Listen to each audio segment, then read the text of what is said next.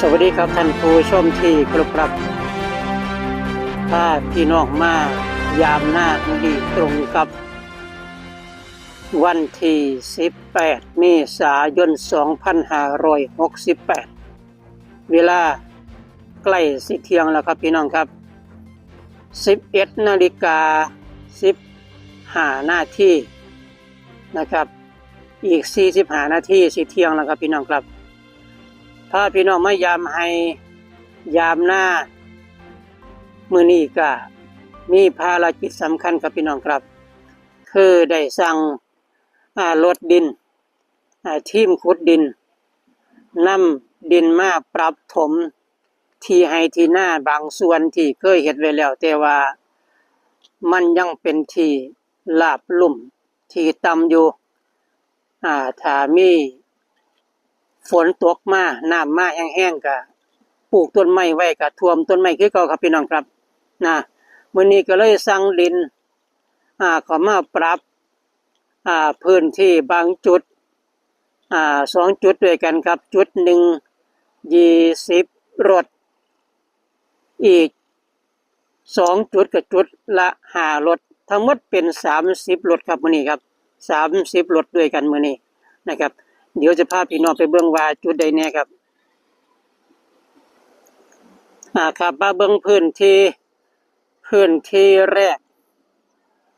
ที่เคยถ่ายทำคลิปให้พี่น้องเบิ่งว่าผมได้ดันดิน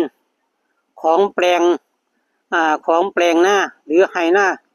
ไร่นี่หรือตานี่ครับพับเคืองขึ้นมาดันดินขึ้นมาเคืองนึงปรับเพื่อที่สิปลูกต้นไม้หรือว่าลูกเต้าเล่าหลานเขาอาจสิมีการมาปลูกเถียงเวลาทำให้ทำหน้าในโอกาสต่อไปก็เลยดันดินไว้ให้ครับเครื่องตาแต่เวลาฝนตกมาน้ำมาแห้งๆอยู่ท่วมคือเขาก็ปลูกต้นไม้ไว้ยังกับเปื่อยตายเบิดนั่นก็เลยปรับแผนใหม่ว่าสิเอาดินมาลงตรงนี้20รถครับนี่20รถปรับให้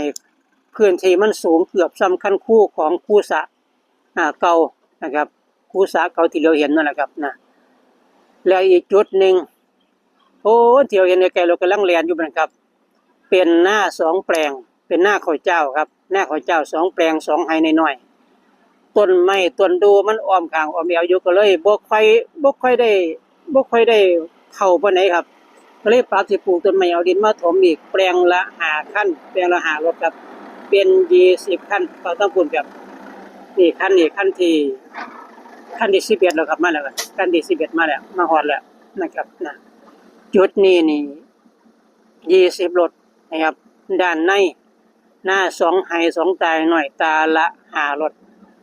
ก็เป็นทั้งหมดก็30รถ30คันครับดิน30รถ30คันด้วยกันนะครับนี่คันที่12ครับมาแล้วครับอันนี้เสียวลง2แปลงน้อยๆนี่ครับเฮ็ดนาก็บ่พอสิได้เข้าได้น้ำปานใดครับเข้าบ่ค่อยเป็นห่วงนะครับอาจจะเป็นเพราะว่าผมปลูกต้นไม้ต้นดูไว้หลายหรือว่าจังไดนะครับความจริงมันก็แดดส่องอยู่ตลอดอยู่เด้แดดส่องอยู่นะครับพอสิได้เข้ากระดอกก็เลยวางแผนเอาดินมาถมเลยนะครับแปลงละ5รถปรับให้มันสูงจักหน่อยแล้วเอาต้นไม้มาลงนะครับในเบื้องต้นวางแผนว่าสิเอาไม้สักทองมาลงให้เป็นป่าไม้สักเลยครับอยู่บางนี้นะครับหรือสิเอาอย่างอื่นตอนนี้กำลังปรึกษากันอยู่กับแม่บ้านก็ได้ปรึกษากันอยู่กับผู้จัดการนะครับสิเอาแนวอื่นก็ได้แต่ว่าแผนเบื้องต้นนี่วางแผนไว้ก็คือนี่แหละครับไม้สักจะมาลง2แปลงนี้นะครับหลังจากที่ปรับพื้นมันสูงจักหน่อยให้มันหนีน้ำจักหน่อยถ้าน้ำมากต้นไม้สิบ่เปื่อยบ่เน่าครับจะสูงจักหน่อยครับ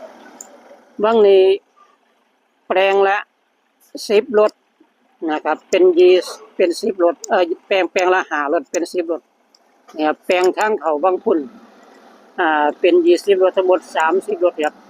คันละ290บาทรวมทั้งค่ารถไถมาดันครับเป็นกองละ290บาทครับพี่น้องที่เคารพครับ ครับมื้อนี้ก็พาพี่น้องมายามให้ยามหน้ามาเบิ่งการปรับถมดินปรับพื้นที่ในการทำเกษตรให้เหมาะสมกับบริบทกับพื้นที่ตอนนี้ก็ 80% แล้วล่ะครับอันนี้เป็นภาพเก่าดอกนี่เป็นขั้นที่เก่ากองที่เก่านะครับคลิปนี้ก็จะเป็นตอนที่1ครับเอพิโซด1นะครับตอนที่1เดี๋ยวสินำเสนอพี่น้องอีกในคลิปที่2คลิปที่สมบูรณ์ว่าถมแล้วสิเป็นจังไดหน้าตาพื้นที่เหมาะสมสำใดเดี๋ยวสินำให้พี่น้องเบิ่งในคลิปที่2ครับสำหรับคลิปนี้พบปะกับพี่น้องสำนีครับสวัสดีครับสบายดีครับ